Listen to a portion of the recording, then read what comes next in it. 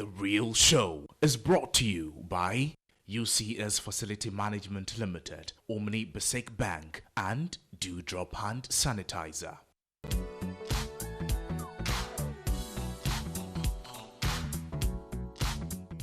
Welcome to The Real Show, and we are live on Metro TV Ghana. My name is Mahalia Bamford, and welcome to the most watched show where we keep everything real, where we keep each other educated, inspired, and entertained on every Friday night. And so tonight, as usual, I have two amazing guests who are going to be delving into very sensitive yet extremely important topics. Whenever we think of violence or abuse, we think, well, maybe it's the weaker vessels as we all look at children and maybe women.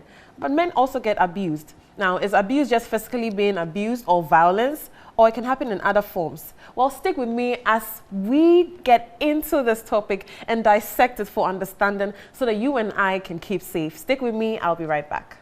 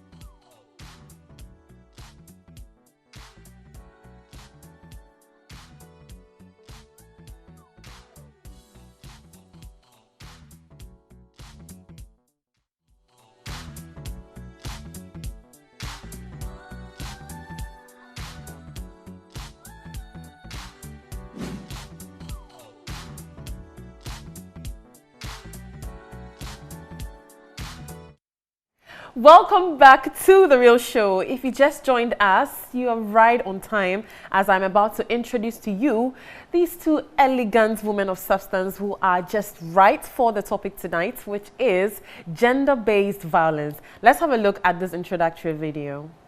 According to the UNHCR, gender-based violence refers to harmful acts directed at an individual based on their gender. It is rooted in gender inequality, the abuse of power, and harmful norms. Gender-based violence can include sexual, physical, mental, and economic harm inflicted in public or in private. It also includes threats of violence and manipulation. This can take many forms, such as intimate partner violence, sexual violence, child marriage, and female genital mutilation. There are institutions mandated by law to handle issues pertaining to gender-based violence in Ghana, and there are others who, through the moral codes of religion, are also helping in curbing GBV. The Domestic Violence and Victim Support Unit is a unit in the Ghana Police Service. It is mandated to handle matters of domestic abuses against especially women and children, men as well. Formerly known as WAJU, it was established in October 1998 as a specialized unit within the Ghana Police Service, formed in response to increasing number of reported cases of abuse and violence against women and children.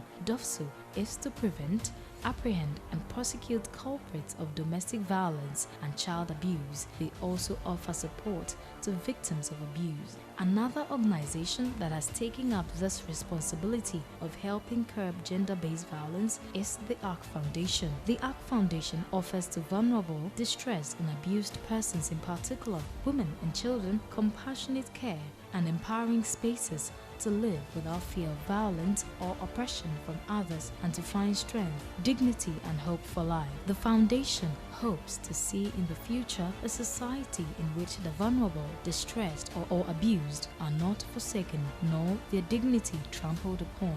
They also want a society in which the love and compassion of Christ are demonstrated through word and deed to others, particularly women and children.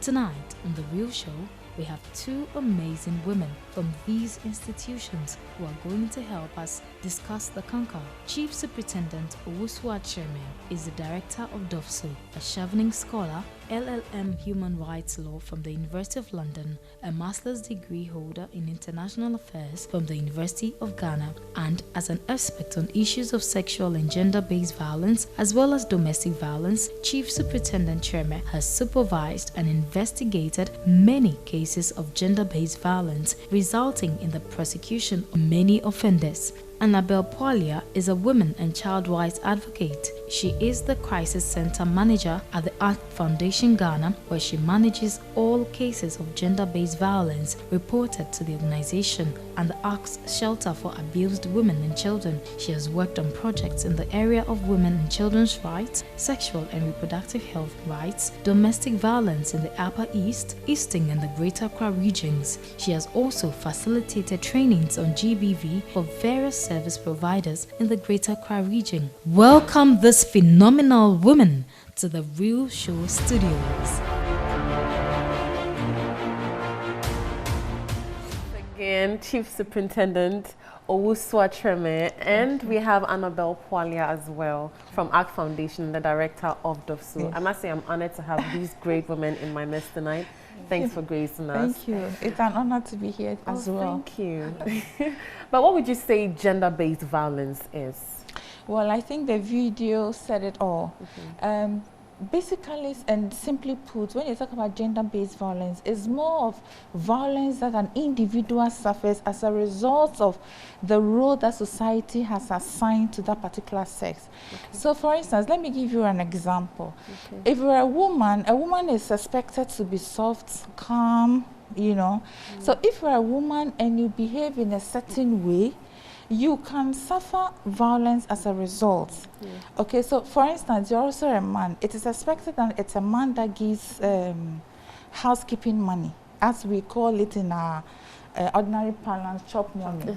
So if you're a man and you're not able to provide housekeeping money, you can suffer abuse because of that. For instance, a woman can say, you are not a man, look at your fellow man, they are doing this, they are doing that, you are not able to do it. And it could be that genuinely the man cannot afford.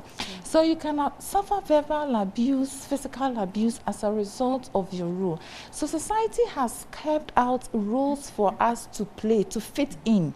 If you don't fit into that rule, you can suffer violence as a result. And most of the time, gender-based violence can affect everybody, male, boys, girls, women. but it affects women and girls more because of our societal setup. I mean, hitherto, I mean, if you check history, you look at the history of gender-based laws, you would realize that initially laws were made only for the public setting and not to cover issues of private sector. So women were suffering behind closed doors.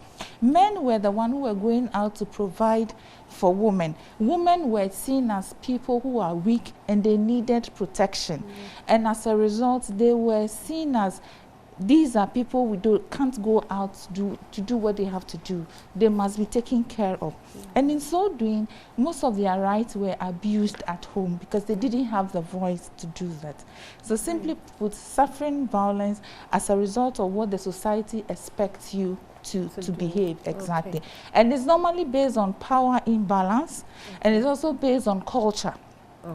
So we have the FGM, for instance. It's as a result of what a particular culture believes in.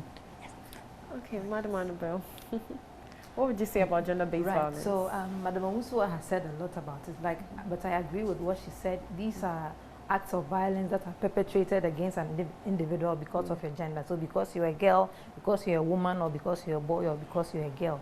And like we saw in the video, it can manifest in various forms. It can be physical, it can be sexual, it can be emotional or psychological, or it can be some of these are cultural practices which she mentioned. So yeah, so it constitutes a whole lot of issues. Yeah, but on that note, why has ACT Foundation decided to weigh in on this? Okay, right. So the ACT Foundation became a legally established institution somewhere in 1999. That was during the period where there were a lot of killings. I don't know if you remember, there were a lot of killings going on. And there were also very few organizations that provided services to victims of abuse. So the ACT was established to offer counseling services, psychosocial services, domestic violence interventions, and also a shelter. It was actually the first shelter to run in the country. So the shelter was also established around the same time in 1999 to provide safe space for women and their children going through abuse, and also for sexually assaulted young girls. Right. Now let's look at the role of D.O.V.V.S.U. Yes, from the police. What role do they play in gender-based violence? Okay, so because we are first and foremost law enforcement, our role is to enforce the law. And just like the bigger umbrella, like the general police, we have been mandated to apprehend, we are mandated to prevent, to prosecute, to arrest perpetrators of violence. And so is it with us staff of domestic violence. So our mandate is to prevent, is to protect. It's also to arrest, apprehend and arrest and prosecute perpetrators of domestic violence. So that's all that we do. So if there's a case against somebody, or somebody comes to our outfit to complain of any abuse, we will take it up and do the investigations, and then we take it from there. Okay, and then what does ACT Foundation also do? Right, so like I mentioned in the introduction, so the ACT Foundation offers services. So like I mentioned, counseling services, psychosocial services, legal services, and also shelter services to victims of abuse. So we have people walk into our crisis center, or people call our hotline. So when you come to our crisis center, we do an assessment of your situation to be able to prescribe the appropriate intervention. So if it's a case which is criminal and has to be reported to D.O.V.V.S.U, we assist you to report the case to D.O.V.V.S.U. If it's a case which is civil and has to be dealt with by, let's say, social welfare, we also assist you to report the case to social welfare. If it's a case that needs shelter services, what we usually do as part of the assessment is to weigh several options, because you know here in Ghana, people, you can live family, friends, so we usually weigh all the options, and then the shelter is usually the last resort. If there's no other option, or the options are such that your life will be in danger, then we take you to the shelter. But usually for majority of the cases we take to the shelter are referrals from D.O.V.V.S.U, social welfare, and also from GES, the Ghana Education Service. So basically those are the services. And we also do a lot of public education and also advocacy. Great. And then also just to add to her, there's a link, you know, our name, Victim Support Unit. So, I mean, people think we have to do everything. But unfortunately, we are not able to provide from our setting, from our institution. So we link up to other service providers so that we are able to give a holistic service to the survivor of domestic violence. And so one of the major roles that we play is to serve as a link to other stakeholders, like legal aid, like ARC Foundation, like Pearl Safe Haven. Great. Now let's look at the statistics involved. I'm sure when it comes to violence, it dates back to human existence. But over the years, would we say that per awareness and looking at the statistics, the numbers involved, progressing till now, would we say that is increasing or we are managing it well? Sometimes it's really difficult to answer this question because you have years that the number is high and there are years that the numbers are low. So, for instance, last year we still have the pandemic with us, but at the end of the year, our statistics, if you compare the statistics for 2020 to 2019, there was a reduction. 2018, it was high. It was not high. 2019 was high. But 2020, so I'll just give you a few of the statistics. I'll give you from, say, if you look at, let me just even take defilement, for instance. And then afterwards, maybe I can give you the general one. So if you look at statistics for defilement, for instance, 2018, we had 634. Now, in 2019, we had 1,270. Yeah. And then in 2020, we had 1,047. So, it fluctuates. Exactly. It's really not really stable for us to be able to say that, okay, it has been decreasing. Sometimes it does, sometimes it doesn't. So it's for us to really go back, and that's why at D.O.V.V.S.U we set up a research section. We want to go beyond this data that we provide.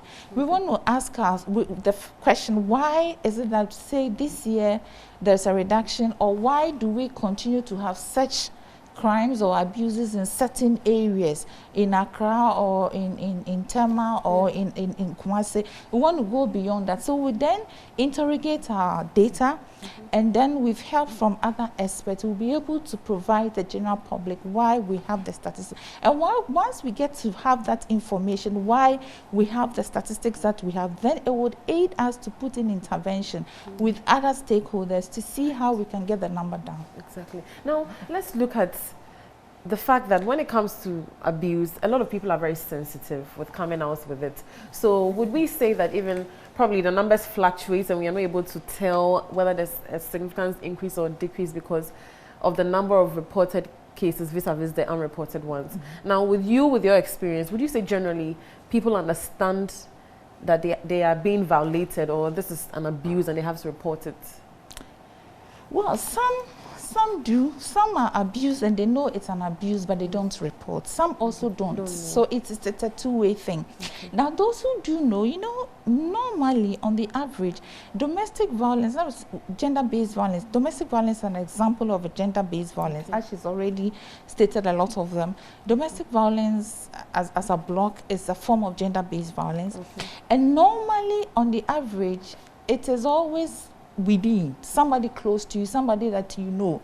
So for instance, if you've been abused by your uncle, the whole family will literally descend on you and prevent you from going to report. Because the sad story, and that's the reality, unfortunately, is that instead of us to sympathize, not us as police or ARC Foundation, but us as a society, to sympathize with the survivor, we tend to rather put a survivor in a corner as to make the survivor feel that it's his or her fault that the uncle is going to be jailed. But it's not the survivor's fault, it's the uncle's fault. He chose to go that way. And so every action comes with its responsibility. If you don't want to go to jail, you do the right thing, you stay clear and obey the rules.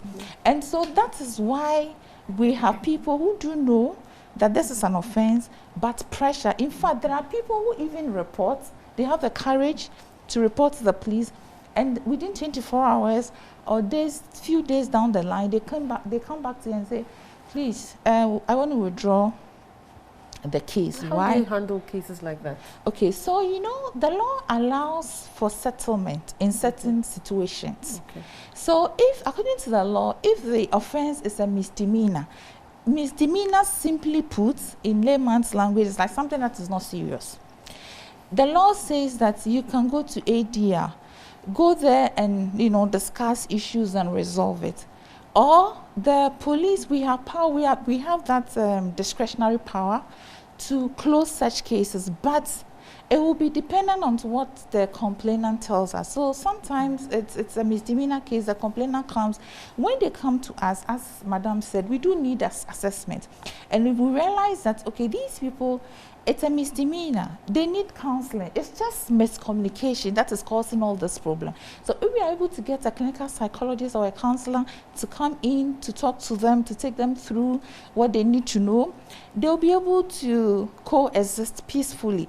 And so once they are going through the counseling, they come back to, especially the complainant, to say, Madam, please, we don't want the case any longer. Now we do further investigations to be sure she's not being put under pressure. Okay. Now, if we are sure that she willingly wants to, you know, close the case, then we would ask her to give us further statement. Okay. And then based on that, we close the docket. So at that level, depending on the facts of the case, we will close the docket, or we would still send the case to court, and then the court on its own can decide that, you know what, this is not a serious case, go to ADR, or the parties can plead with the court that they refer them to ADR. However, if it's an aggravated misdemeanor, that is, under normal circumstances, it would have been simple, but it's too much, you know, it's too much. So in that case, the law does not allow us to withdraw, does not allow us to allow the survivor to withdraw the case from the court. So it's not every case that comes to police that will end up in court. Okay. But of course, cases like sexual assault, it's a no-go area. Okay. Don't go to the police station and say you want to resolve it. If you go to any police station and the policeman tells you that you have to resolve it, please report the person to a higher authority about that person. Okay. And if you are also a survivor or a suspect, don't go to the police station asking to settle sexual offenses cases, because they are not cases that you can settle. If we don't go to court on sexual assault cases, it's because we don't have the evidence. Okay. That's all. Okay, great. Now, with your experience with the ACT Foundation as well, how willing are victims to report the case, or they just expect that you give them care and support and then just leave it there? Okay, so there are several barriers as to why people don't report cases. Sometimes it's financial barriers. Sometimes it could be personal barriers, like she's saying, family members. So there are several barriers. So for example, if it's a rape or a defilement case and you have to report to D.O.V.V.S.U, and maybe you don't have the nearest D.O.V.V.S U close to you, so you have to board a vehicle to another community to report. Imagine what will go through the mind of somebody who is maybe coming from a home where you don't really have money. Yeah.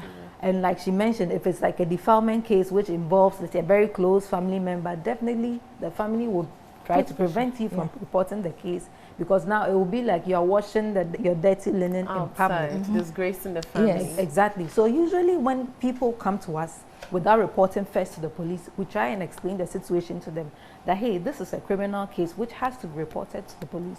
You don't keep criminal cases to yourself. So we encourage them, and then we put the options before them, and then we assist them to report to the appropriate authority. Yeah. Now, looking at the fact that we are now discussing how willing people are to discuss or even report cases of this sort, people do not even understand how far abuse is. People always relate it to just physical pain or damage to the body, or even sometimes property. So we'll delve right into that. But before we come into that, we'll go for a quick commercial break. We'll be right back.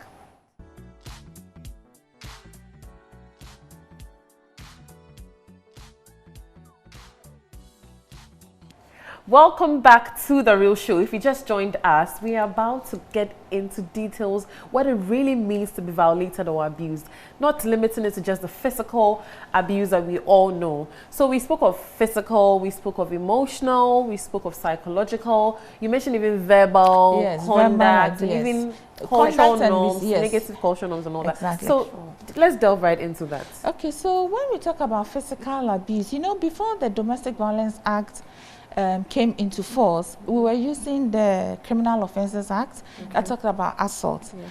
And the assault did not include a lot of things under the Criminal Offences Act, but under the Domestic Violence Act, even when you confine somebody to a space, preventing the person from moving, it's physical assault. When you refuse to give somebody enough rest or enough food to eat, especially when you can afford it, because there are some homes that you realize that as a form of a punishment, if you do something wrong, they don't give you food to eat. It's an abuse. So physical abuse involves the normal physical force, use of force on the person, but also preventing somebody from having enough rest, preventing somebody from having food to eat. These constitute physical abuse. And then we have the sexual abuse. And sexual abuse, normally the definition under the Domestic Violence Act is short of, actual penetration. If you look at the way it's been defined, exactly. The only instance where there is penetration, sexual acts, but it's when we look at infecting somebody with HIV. So if you know your status as an HIV carrier and then you have sex with the other person and you infect that person with HIV, then it's a sexual abuse. Or maybe you touch somebody in a way, that the person is not comfortable with, sexual expression, maybe holding the person by the waist, touching the breast and all that. It's also a form of sexual abuse. And then also we look at emotional abuse. Emotional abuse under the Domestic Violence Act simply means anything that constantly makes you unhappy. And the thing about the Domestic Violence Act, for instance, so Domestic Violence Act is also gender-based violence. Yeah. It's a subset. Now, it's that even an act, so you can stay with somebody for 40 years. If one day, for whatever reason, you decide to throw the person's thing out, it's an act. One thing you've done, it's a form of abuse, and the person can report you. So you don't need a series of acts to be able to come to the police to report. Just a single act. In fact, if I'm angry, I take your slippers and I throw it out, it can amount to an abuse of assault. You can come to us and report. In such instances, we then will refer you to the counseling, and then we look into it and see. We are able to talk to people through counseling, and you realize that they go back and you don't hear about any form of abuse any longer. And then we have the verbal abuse. The verbal abuse are, words that kind of demean a person, apart from the actual insults, we know the insults. And sometimes some of the words are demeaning. So these are the verbal abuse. And then we have the psychological. The psychological, as a result of the verbal, the emotional, and all the other things. Because sometimes the abuses are intertwined. Yeah. One thing kind of and verbal sort of together. All together, exactly. Because if you insult somebody and say, "But are you a woman?" When you're talking about women, you look at yourself. You're walking there like a bag of rice and all that. So these are verbal abuse. But emotionally, it's going to get the person. She's going to be unhappy. Psychologically, it's going to affect the person. The good person is going to feel like she doesn't matter. She's not even a human being. And then we have the economic abuse.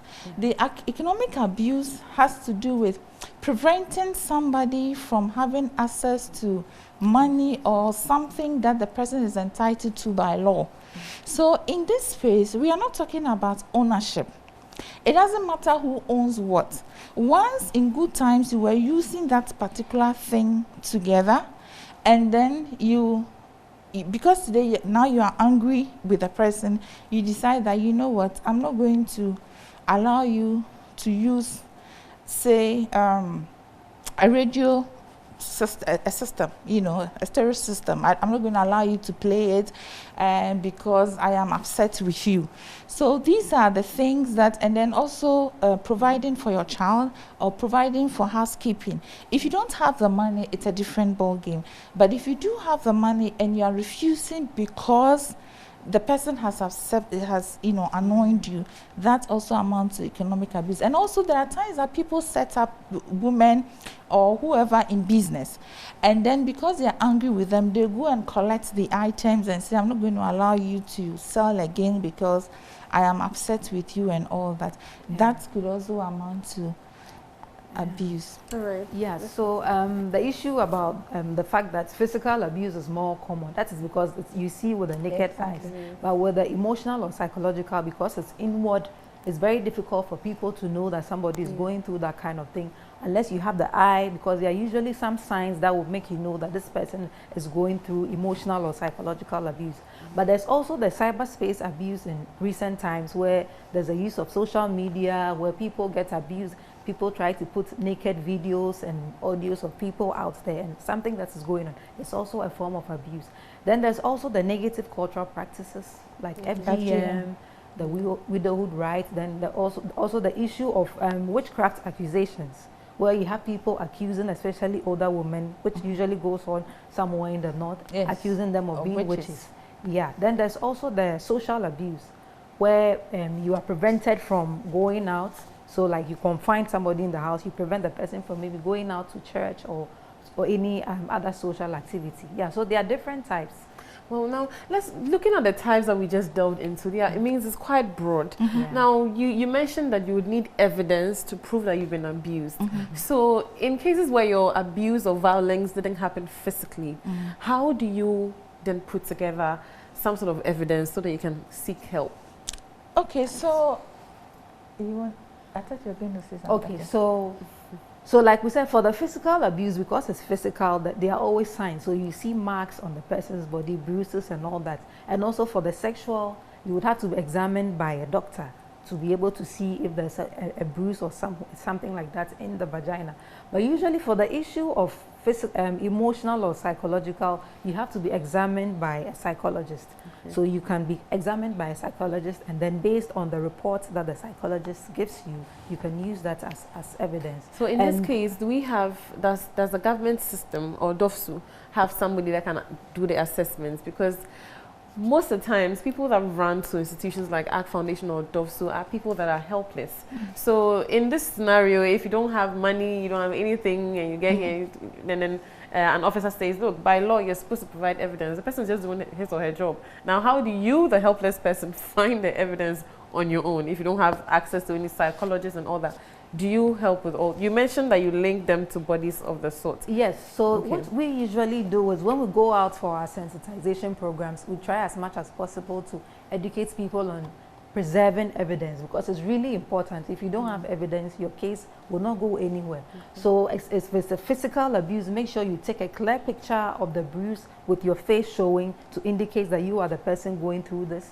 If it's sexual abuse, maybe rape or defilement, you can tie your panty and the dress and keep it somewhere if at the moment you will not be able to go to the police to report. Or if you have the confidence or the courage to go to the police, it's usually better you don't bath at all, so that when you go, the semen and everything can be used as evidence. Yes, so we try as much as possible to do that. And also the issue of the medical form. Maybe Madam Owusuaa can elaborate on that further. Okay, so we've been battling with the issue, the payment of medical form for a while now, because in cases where there is a need to collect medical evidence, reports, we will need a report from the doctor. But as it stands now, survivors are made to pay. Now, when it comes to criminal law, the offense was committed against the individual. But in following up the case and investigating and prosecuting and going to court, the offense is against the state. So in criminal law, that's why we say the Republic. We don't say Owusuaa versus Annabelle. We say the Republic versus Owusuaa, because the offense is against the state. So it's the state's responsibility to foot all the bills when it comes to the survivor. And that is why when you come to us, one of the reasons why we say go to the government hospital. So under the Hospital Fees Act 1975, hospitals Attorney General's office, when you look at Section 3, Attorney General and some other government institutions are exempted from payment of reports. So if you go to a government hospital, AG's office goes to a government hospital and requests for a report, the hospital is not supposed to charge the AG's office. And police, we do prosecution on behalf of the AG at the district, magistrate and circuit court level. Yeah. So if we ask for a medical report from the government hospital, they are not to charge us, but unfortunately, they are charged. And the argument that doctors do put out, I know there are some doctors who do not take fees. They examine survivors and take no fees. We have doctors like that, and we acknowledge and we salute them for that, the work they are doing for survivors of domestic violence. But there are others that charge as much as 800 Ghana cedis, Oh, and wow. it is illegal.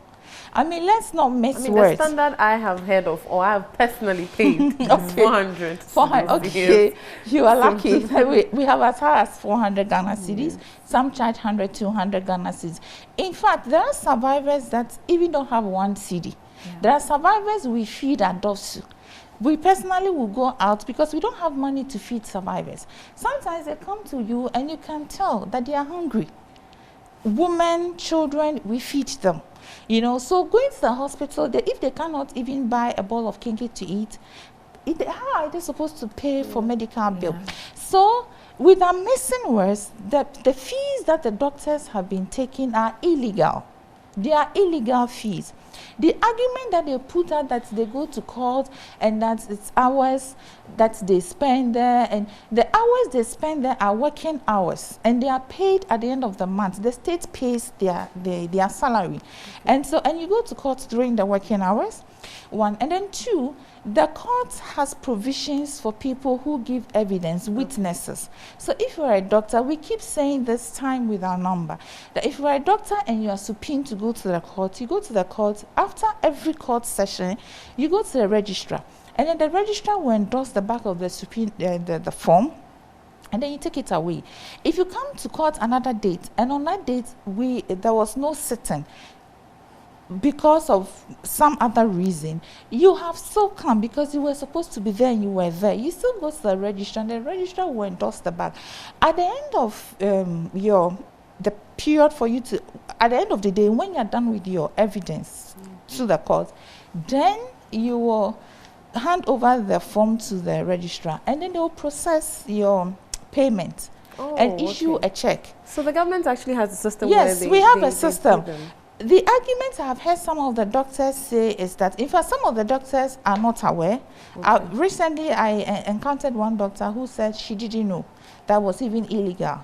And there are others who know, and the argument they put up is that it takes too long a time, or maybe, to them it's not convenient for them to wait for that. But if the fact that it's not convenient for you, then let's make the argument elsewhere done to take it from the poor survivor. Yeah. And this is one of the barriers I mentioned. Yes. And a lot of cases have ended at that level because victims don't have money to pay for the medical form. So there are times where we've had to pay for people to be able to get the medical form endorsed. Yeah. Now let's look at some of the basic or practical experiences that almost every basic normal Ghanaian girl or man may have experienced, especially in relationships, right from even senior high through uni and even afterwards. You realize that you hear of cases where somebody says, oh, this person cheated on me and so I beat the person, or the person cheated on me, so I went to her shop and I went to remove the things in the shop because I contributed when she was doing it. Or while she was doing this, I remember I used to give her money. I'm sure it's my money she put in this. Now she's saying she doesn't want me. How do people handle issues like this? Because we are beginning to think it is normal. In fact, we've always thought it was okay. Because after I gave you something and I'm not happy, I'm taking my thing back. I remember very well when I started work after university, and then there was one man that, was dating somebody I knew and furnished the person's place up and all that. At a point, the lady wanted out of the relationship, and the man went to bring a truck to come and load all the items away because he bought them. These are gifts. When you give out gifts to people, you don't go back for them. It's different if you said, okay, please, this is my phone. Can I'm allowing you to use it for a day. I mean, the second day I can come for it because it's not a gift. But once I say, oh, please have this, it's a gift. It's a gift. You can't go back for it.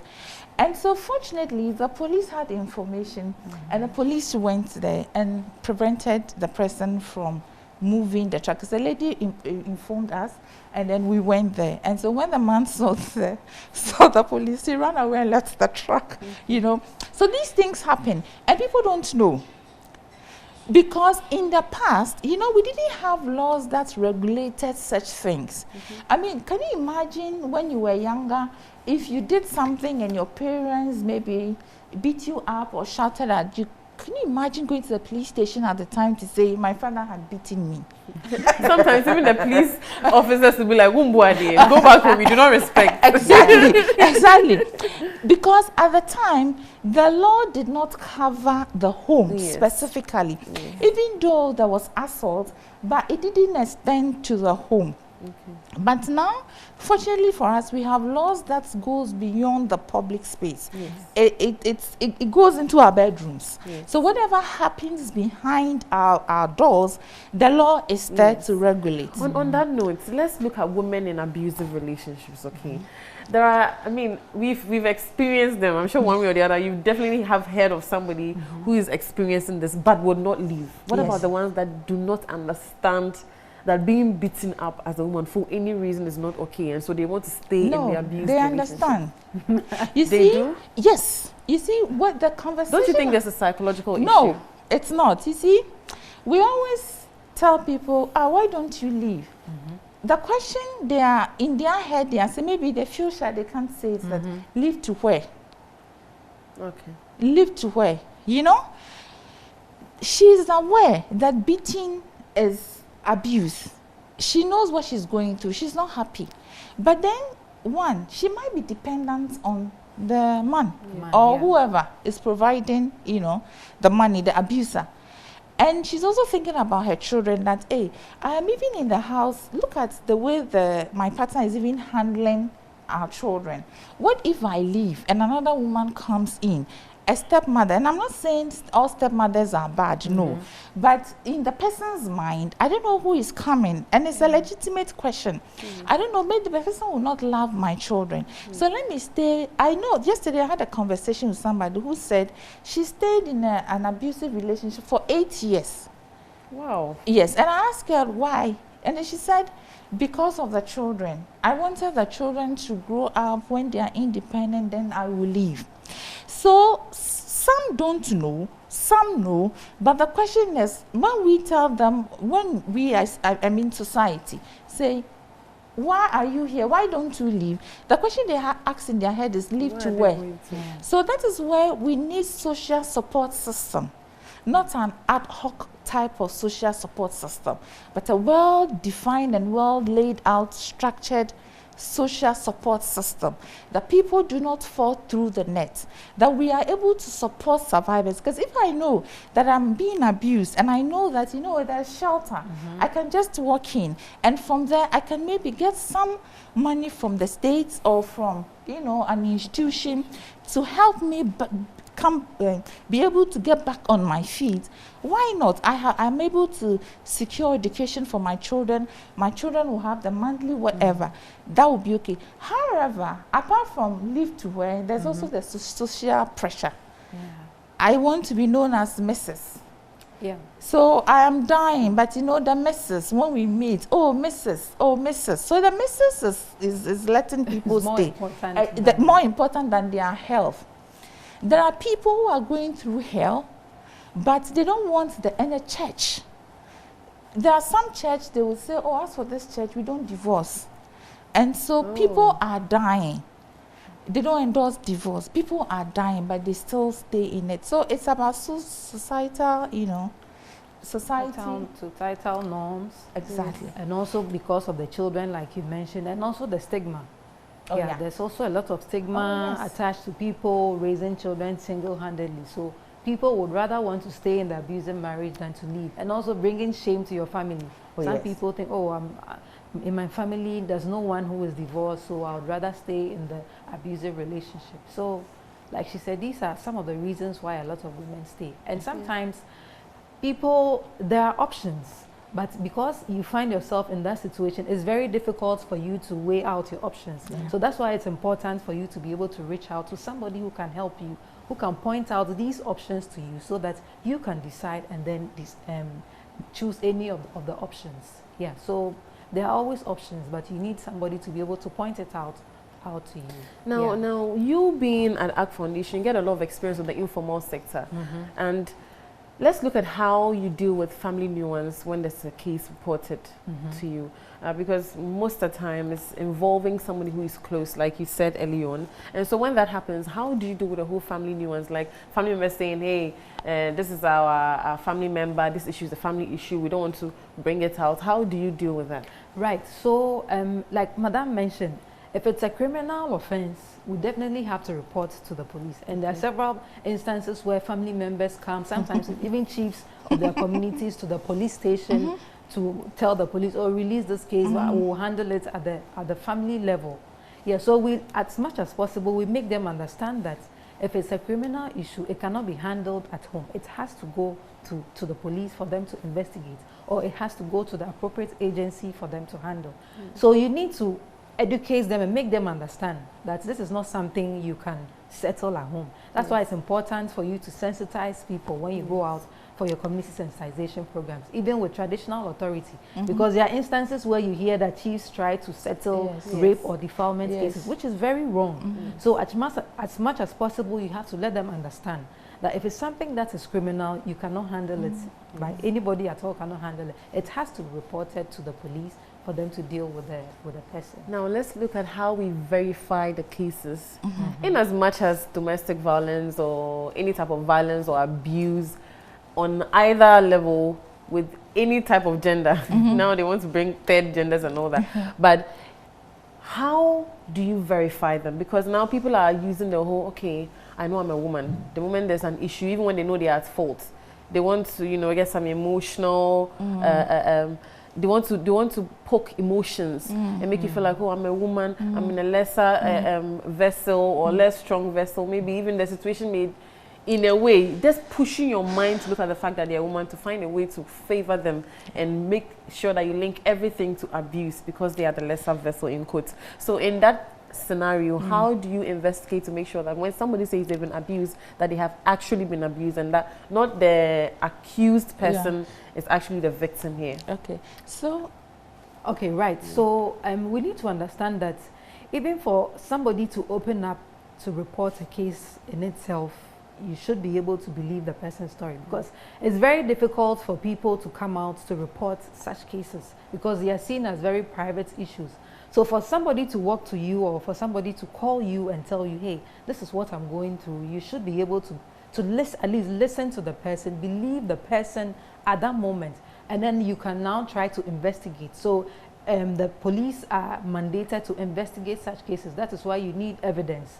So at face value, you cannot just say, okay, because somebody called you, so you can just choose to say, oh, I don't believe this person's story. You have to listen as much as possible, listen to the person, because sometimes even healing starts from the process where you get to listen to the person. Sometimes people call, and the fact that you are able to listen to them, you are able to believe their story alone, the healing can start from there. There are several instances where people call us or people walk into our office and they break down.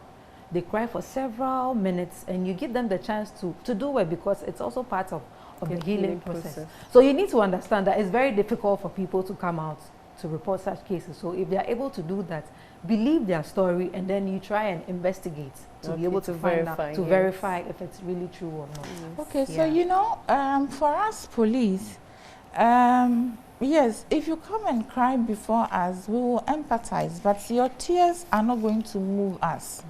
Okay, because if you are a police officer and you allow tears to get you emotionally, you're not going to do your work right.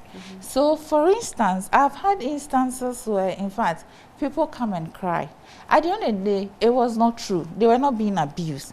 So they think that by crying, so for instance, if you come before me and you start crying, I will allow you, I'll give you all the time in the world to cry and give you a tissue to wipe your tears. But it's not going to get to me.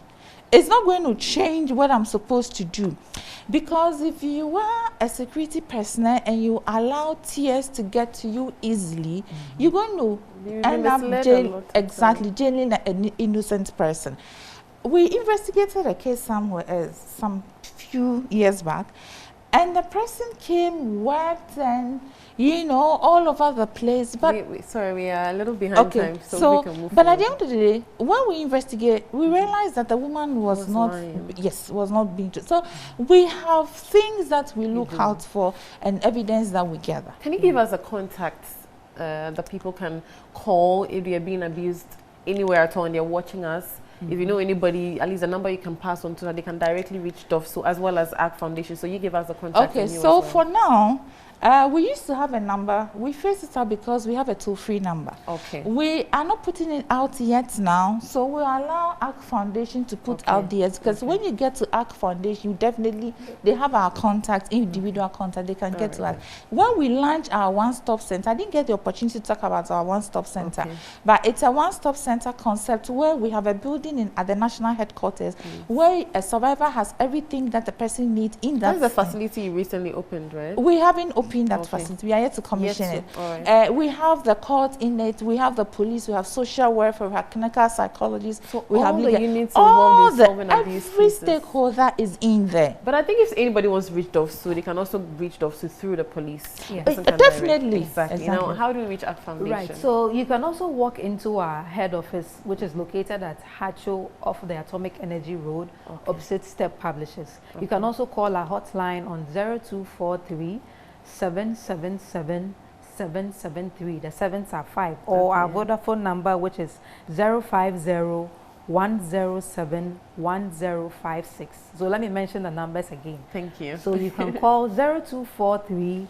777 773 or our Vodafone number on 051 071 056, and we would attend. Thank you so much for such an intensive discussion. You've opened our minds to how far abuse can go to. And so if you're at home watching, if you are experiencing it or know somebody who is experiencing it, it is not okay to keep quiet. You can reach out to ACT Foundation. You can even Google ACT Foundation. The contacts are there. I had a donation with you. I told you when I was Miss Commonwealth, I think 2 years ago. I just found you by Googling. So you can search them, or if you wrote down the numbers, please do contact them. And then D.O.V.V.S.U can be reached through the police as well. My name is Mahalia Bamford, and you've heard all this on The Real Show. There's a repeat, same time tomorrow. Do catch up, and thank you. Have a lovely evening.